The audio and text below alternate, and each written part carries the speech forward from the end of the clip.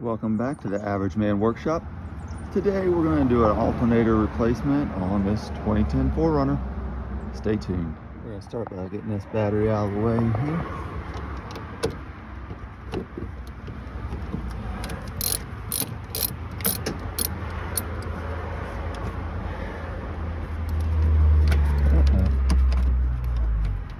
Get my 10mm in there.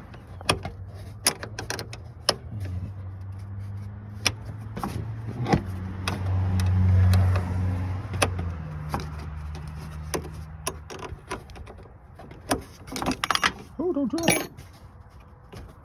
Okay.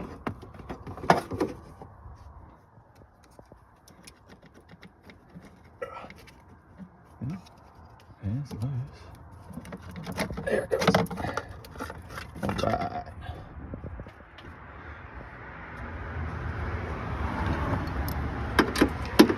No, it's too short for that too. Lovely.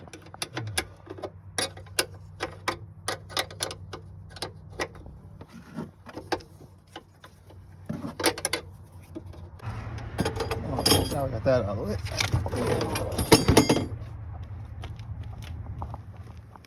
Set that down there. I'll pull this engine cover off. Our alternator's down here. Well, things one-handed isn't always the easiest either. Pull that out of the way. Alright. Now I gotta find the belt tensioner and take the tension off the belt and slip it off the pulleys. The tensioner pulley goes down in there. Zoom out so I can see. That's a 14mm socket, and we're going to rotate this counterclockwise, and then while we have the tension relieved, we're going to pull this belt off the alternator pulley right here. Alright, and then I'm going to slowly let the tension back. There we go. And be very careful not to let that belt come off any of the other pulleys, so I know that it's routed properly. Just want the alternator. Next, tack these mounting bolts to hold the alternator to the front of the engine. Right, they're 14mm as well, but I've already discovered once again my wrench will not fit in there because of this battery cable running out through here, and it's pretty strongly attached with this metal bracket over to the body, so I'm going to take that loose so I can get into that alternator bolt. Alright, and I'm not having luck with that. There we go, little.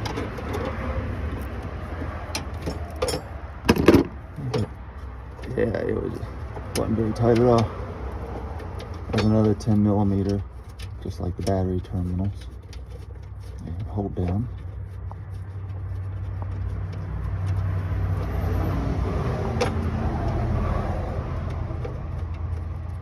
Safe to say, most stuff on this is going to be a metric. Without giving me some wiggle room there. Change my socket back over. Good thing about these 4Runners, they have a huge tray right here on the front. You can store your tools and parts. See how bad this is going to be. This is a short wrench. I don't have much room either.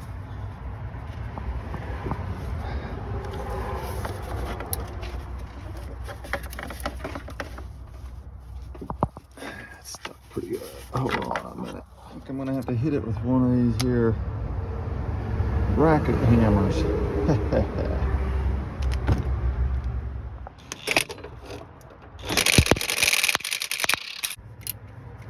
Alright, this bottom one took some persuading. I ended up putting a pipe on the end of my ratchet wrench there to break it loose. Even the impact wouldn't turn it because of the angle that it is down there. And also sprayed some WD-40 in there and waited a little while. But that one's now coming loose. So next step, there's a few 10mm bolts back here, and then the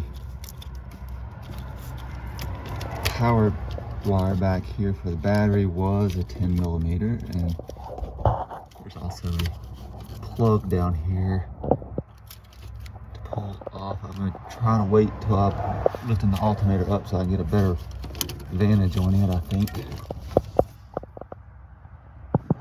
Maybe we'll get my mitts down in there. We'll see. I don't know if you can see down in there. Right now the sun's not cooperating with me.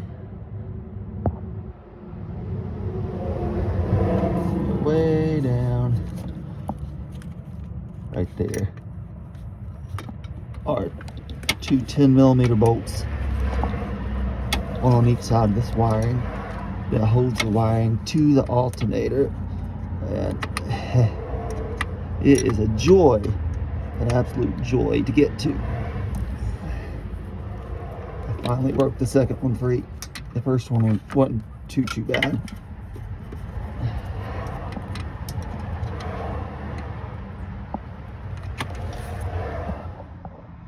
Alright everyone, to be honest, I've been struggling to get this alternator out. I just watched a video, first one I've seen for a 2011 4Runner, and it said that starting in 2011 that there's a bolt on the back side of the alternator down here. All the 2010 videos did not show this, but supposedly you take your driver's side tire off here, pull your splash guarding here off, you should be able to stick a extension, a socket, and a universal up in there, feel around, try to find it, bust your knuckles 100 times to get it off.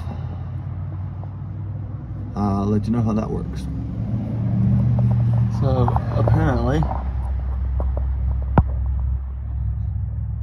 instead of trying to get the bolt off the back, I can get that bolt right there and take that bracket off with the alternator. So we're gonna try that. That might be easier. Victory! I got it out! Yay!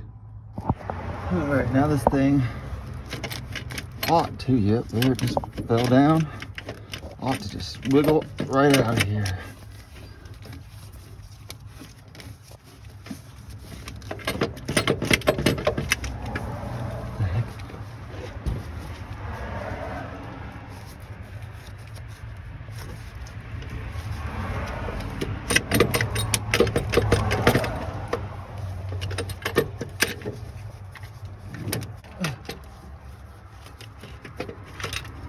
Wiggling it. I'll set this camera down here. Maybe you can see something. Maybe it's not. I can't. Hold on. I'm gonna have to use both hands here, guys, girls. And I got it out. Yay! Let's see about getting this new one in there.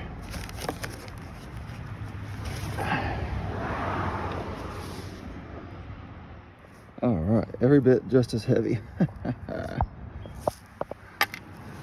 at them, compare them here real quick. Sure, everything looks the same before I go to struggling with this. This is a bracket.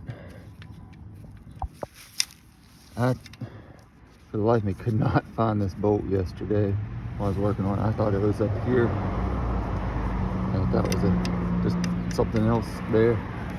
The videos on doing this are not clear. Apparently, That bracket was added at the end of 2010 for the 2011 model, and my 2010 just happens to have it. That's the best I can gather. All the videos I've watched, 90% of them don't even mention the bolt being on the back there.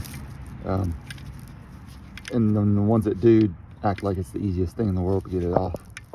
So it's not. Just a heads up. I actually caught a mobile mechanic yesterday, and then he stood me up. So I kept looking. Alright, I'm gonna slide this back down in there. See if we can't get her mounted up. I am not putting that bracket back on the back, as that was an added thing. I think the way it was originally for 2010, 2209, all that's good enough for me. Alright, I got it slid down in there on its brackets. I've went ahead and started these 2 bolts in the front. Alright, got those bolts in, tightened up real good. I'm gonna work on putting this wiring back.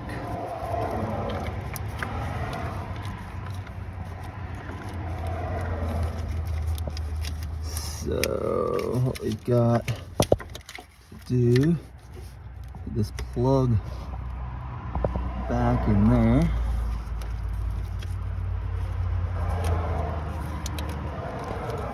Figure out which way it goes. And then this terminal goes on the stud there on the back. Sorry, my hand's in the way. Right, the stud right there above the plug. There. So I'll do that. I'll be back. I got those done. Now I'm going to put this bracket back to the wheel well, and there's a bracket down here that mounts to the alternator right there with 2 bolts. So put all that back together, and then we'll come over here and start working on our belt and pulleys. Right, I've got my belt on. Since I didn't take it completely off, it should still be on the same pattern, but I'm gonna look it over just to make sure nothing slipped off. All the grooves lined up on the groove pulleys and the smooth on the smooth. You want to make sure that the ridges on the belt are in the grooves on the pulley. And everything to go on there just right, like it should be. Alright. Next thing is to get my socket on the tensioner pulley here and pull it up so I have enough slack to get this belt over the alternator. Alright, I got the belt slipped back on the alternator pulley there. One thing, if you can't get enough leverage on your tensioner pulley there to slip it over, use your ratchet and go all the way down with it. Okay, rotate from all the way down there up. Just a little bit might not be enough. Okay, all the way down. And if you flex it back that far, it'll go over. All right. Double check all my pulleys there, make sure it's still lined up the way it's supposed to be. Everything looks good. Alright. I think the next step's getting the battery back in here.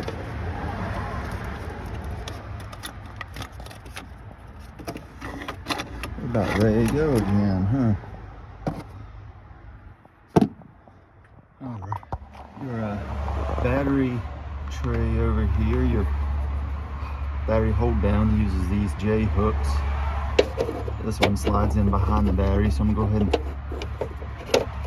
try to hook it in. I'll set it over here to the side. And drop the battery down.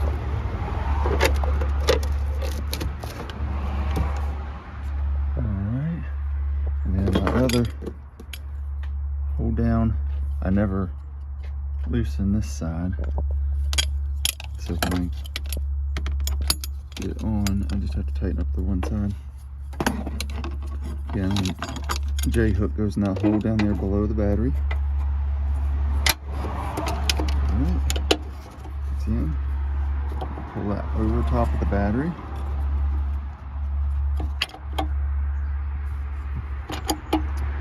And then grab the other hook, bring it up, line it up, put the bolt through it, or nut through it.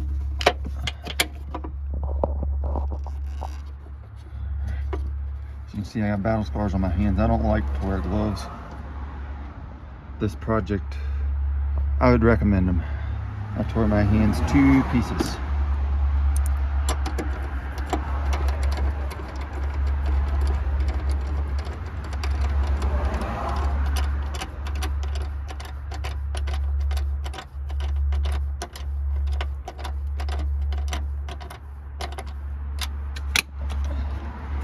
Good. All right. Let's see. Cables and engine cover. I got the tire back on off camera. Here's the engine cover.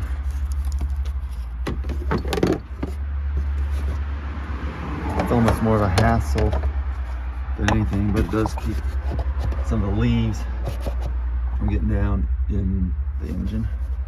Just hook this on the back, pops down on the front.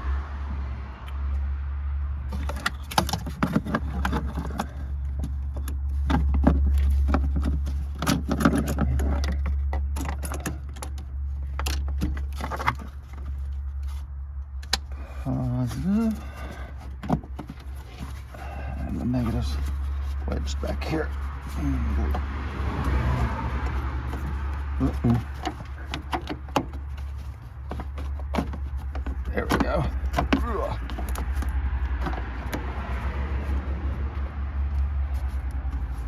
Alright, I'll tighten those down and we'll see if this thing runs and charges. With the vehicle not running, I have 12.7 volts. And with it running, 14.3. So we're charging. Good deal.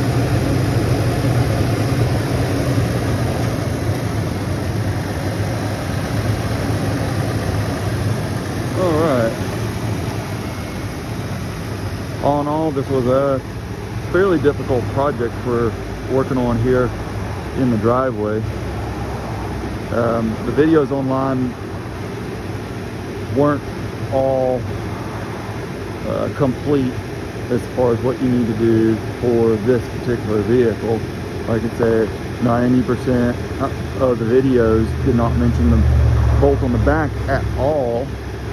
And the only reason I found it was looking at a video for 2011. And then there was 2 or 3 videos that did mention it there, and most of them are just like, oh, it just zips out.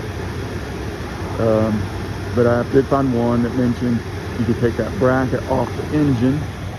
So that's what I did. I'm going to save it in case I decide to put it back on later. But I'm pretty sure that it's solid enough with just those 2 bolt holes. Funny thing is it was loose already anyway,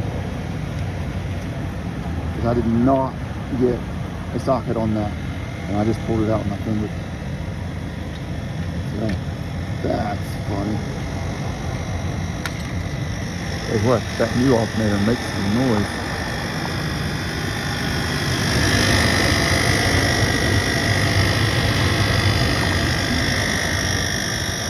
socket I used for this project, a 14mm socket, 10mm socket, 10mm open-end wrench.